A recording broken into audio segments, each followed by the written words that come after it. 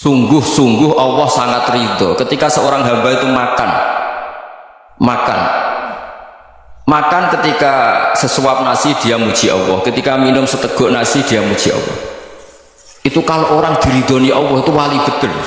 Itu untuk jadi wali itu gampang, kamu makan ridho, kamu nginjak buminya Allah ridho seneng, kamu hidup keseharian aman seneng. Nah ini supaya sampai kita semua ngaji betapa panduan Rasulullah untuk menggapai ridho Allah itu banyak yang keseharian sekali. Saking kesehariannya banyak dalam hadis dan itu sahih. Nabi menyebut hal-hal yang keseharian. Hatta ma tas'alu fi imra'atika, kamu punya uang kemudian istri kamu bisa makan, itu ibadah. Bahkan sebagian ibadah itu dicontohkan Nabi yang akhirnya diprotes sahabat, yaitu wa fi buti ahadikum sedekah, kamu menggauli istri kamu itu ya sedekah. Sampai sahabat bilang, yang benar ya Rasulullah, ayati ahaduna syahwatahu wa huwa lahu ajrun, masa urusan biologis, urusan syahwat kemudian dia dapat pahala.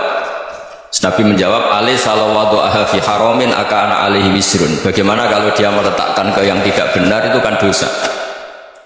Nah, hal-hal seperti ini yang saya ingin teman-teman semua saya juga agak ingin ngaji demi anda juga agak ingin. Itu dosa sekali ngaji kok pesanan kelompok tertentu itu nggak boleh.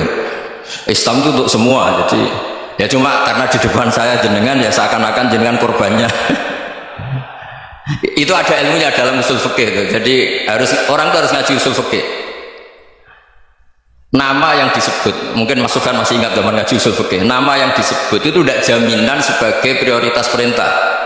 Jadi misalnya gini, kebetulan yang di depan Nabi itu Abu Dzar, Nabi ya bilang, ya Abu Dzarin ini uhibbuka misalnya, atau ya Mu'ad ini uhibbuka, atau ya Abu Hurairah ini uhibbuka. Banyak riwayat yang Nabi nyebut ya Abu Dzarin, ya Mu'ad, ya Abu Hurairah. Kemudian misalnya Nabi meneruskan khitab, ini uhibbuka, saya mencintai kamu, fakul dubur sholatin, atau sebagian riwayat disebut fala tada'an la dubura kulli sholatin Allahumma inni ala dzikrika wa syukrika wa husni ibadatik. Saya mencintai kamu, siapa aja, Mu'ad bisa, Abu Dzar bisa siapa. Saya mencintai kamu, mohon kalau habis sholat kamu jangan lupa wiridan Allahumma inni ala dzikrika wa syukrika wa husni ibadatik. Ya Allah, tolong kami permudah supaya mudah ingat engkau. Anda tidak bisa mentang-mentang, wong nama saya Parmin, nama saya Purnomo, itu yang diperintahkan Mu'ad besar. Jadi yang disebut satu, tapi khitab itu untuk siapa saja. Saya teruskan. Jadi saya mohon semua kita melakukan kebaikan itu, kalau dalam kaidah fikih disebut al yakin la yuzalu bisyak. Banyak kebaikan yang kebenarannya itu 100%, tidak punya efek samping ke pihak lain, ke kelompok lain, ke komunitas lain. Itu tadi misalnya Anda makan dan itu murah sekali, hanya butuh satu piring, setiap punyaan kamu muji Allah, setiap minum kamu muji Allah. Itu redaksinya Rasulullah SAW disebut Allah sangat ridho ketika seorang hamba makan kemudian dia memuji Allah, atau minum kemudian dia memuji Allah. Logikanya gampang, negara seperti ini yang kamu harapkan bentuknya kayak apa, mertua, ipar, komunitas, tetangga, itu nyata terjadi itu kan belum pasti.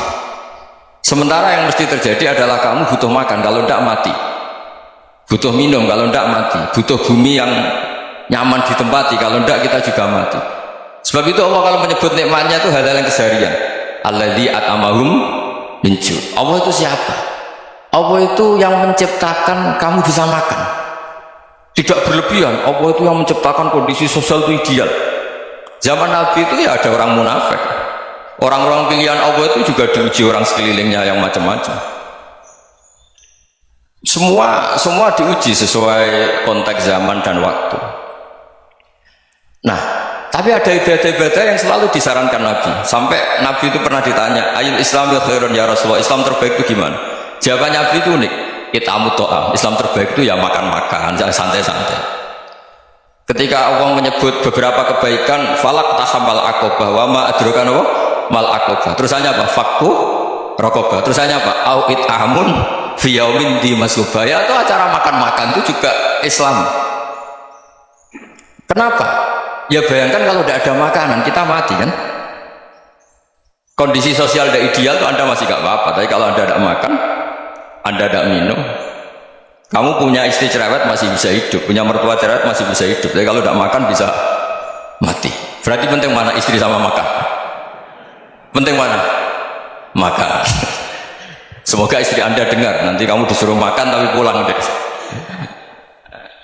Itu kalau dibahasakan makan masih memahami. Penting mana nasi satu piring dengan istri.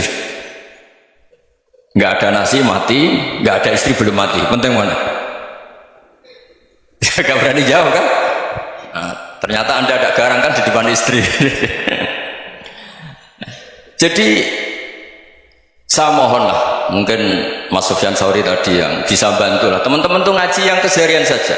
Karena kita nyari ridha Allah itu berdasar firman Allah, dan firman Allah itu menyebut keseharian tuh riang gampang. Yaitu tadi misalnya wa min ayatihi manamukum billaili wan nahar. Termasuk ayat-ayat Allah itu kamu tidur. Maka dulu itu ada guyonan, ada tokoh Mu'tazilah, kelompok dalam Islam yang berpikir manusia itu bisa menentukan ikhtiarnya sendiri. Karena saya bisa duduk, ingin berdiri, berdiri. Karena kelompok ini nggak terima kalau semua kehendak Allah, nanti bagaimana kalau semua kehendak Allah kok ada hisab ya, ada sanksi. Lucunya itu dia akhirnya, ini cerita ya, mencintai seorang perempuan cantik sekali. Dan itu dia menjadi ahli sunnah itu oleh hal-hal yang sepele. Karena istrinya cantik, ya namanya suami istri hubungan intim. Terus ditanya, Mas masih ingin lagi? Masih. Silahkan diulang lagi. Wah ya tidak bisa. Katanya manusia bisa menentukan yang diinginkan. Itu tobat gitu. Itu nggak bisa ditobatkan Mas Sufyan Ats-Tsauri. Orang cantik yang mudah nobatkan orang itu orang cantik. Segampang itu. Akhirnya kita tahu, makanya kalau dalam kitab hikam itu disebut al-aqil mayakul madza yaf'alu wa bi wal ghafil mayakul madza af'al. Orang yang punya akal karena sadar ini wilayah Allah, semua milik Tuhan, itu dia tiap hari berpikir besok Allah akan melakukan apa terhadap dunia ini. Kamu merencanakan suatu mau plesir ternyata gempa, mau wisata ke Rusia ternyata perang. Kamu tidak pernah tahu apa yang akan terjadi besok. Wa ma tadri nafsum madza taksibu ghadan. Tapi anda semua kita ini sering punya jadwal permanen. Makanya saya kalau diundang siapa saja bisa tegur. Yang jelas Gus ini acara penting. Ya masih acara penting nak pangeran ngersakno piye? Kowe ape dadi pangeran? Kamu kok mau jadi Tuhan? Itu kadang ya kiai. Penting Gus acara ini jenengan harus memastikan bisa.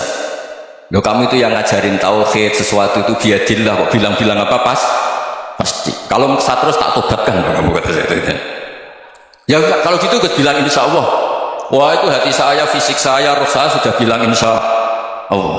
Tidak usah kamu latih kata saya. Nah hal-hal tauhid keseharian itu gampang sebetulnya. Wal ghafil yaqulu madza af'al. Tapi orang yang lupa Allah dia setiap hari bilang besok apa? Kita bisa melakukan apa? Seakan-akan dia itu aktor, dia penting, dia subjek permanen, dia. Padahal kita ini hanya objek kehendak Allah Subhanahu wa taala. Karena kita yakin sesuatu yang terjadi di alam raya ini kita tidak bisa apa-apa. Makanya saya sering ngaji, sering bilang saya, ketika anda mensifati Allah dia yang menghidupkan, sudah itu tanamkan sehingga ketika kita mati santai saja. Kenapa santai? Allah punya cara menghidupkan kita. Zaman kita hidup juga gak tahu caranya ngelola jantung, ngelola paru-paru. Kamu juga gak tahu ngelola oksigen yang tidak beracun, tidak mengandung polusi. Tahu-tahu hidup. Gak ingin tua ya tahu-tahu tua, gak ingin mati tahu-tahu mati. Selama ini kita hidup juga agak tahu apa sebetulnya. Hanya gaya tok, punya jadwal, punya planning. Kalau kamu bisa menentukan pilihan anda, pasti anda istrinya cantik, 4 neriman semua, kona'ah semua. Nyatanya enggak kan? Ada 1 jelek, cerewet. Oh itu kan, nyatanya enggak bisa apa-apa anda kan? Dan kamu bawa mati lagi. Itu kan. Istri anda juga gitu, punya keinginan punya suami yang ganteng, yang jabat, yang riman, yang enggak poligami. Ya tidak kesampaian juga. Kalau kita ngitung tingkat kegagalan kita itu gagal terus. Ya kan? Nah, terus ingat Allah. Madza yaf'alu wa bi. Orang yang punya akal selalu berpikir Allah itu menghendaki apa terhadap saya. Loh sama-sama orang melihat orang yang serius itu kata anda itu pemikir berat, serius, senang punya tokoh yang mermut tuh karena kamu anggap serius. Tapi sebagian orang anggap orang yang serius itu wong mermut, wong masam, wong muka kok ditekuk. Jadi sama itu hati ya muqallibal qulub tsabbit qalbi ala dini, karena kita nggak tahu cara berpikir kita tentang orang lain, tentang sekeliling kita. Misalnya kita orang baik yang jenis ngurmat fakir miskin, ada orang bangun masjid mewah itu janggal. Apa artinya masjid mewah kalau banyak orang kelaparan? Tapi kalau yang jenis pendidikan, apa artinya masjid mewah kalau tidak bisa ngaji? Nanti yang jenis infrastruktur, apa artinya ini kalau semuanya punya sudut pandang yang berbeda-beda. Dan Islam mengapresiasi semua kebaikan, tapi katakan semua kebaikan itu adalah kehendak Allah Subhanahu wa taala, karena apapun baik Anda itu pakai fasilitas yang diberikan oleh Allah Subhanahu wa taala. Sehingga ini yang disebut qulillah sumadarhum fi khawdihim yal'abun. Ya, kembali tadi ke tema-tema bahwa keseharian Anda ini sudah Islami. Saat Anda tidak bisa melakukan apa saja, saya sering ada jenazah, biasanya kalau tetangga meninggal saya sering disuruh ngelepas. Saya bilang orang ini baik karena sering lamun di rumah, sering nganggur di rumah. Ditanya sama anaknya, kenapa Gus nganggur baik?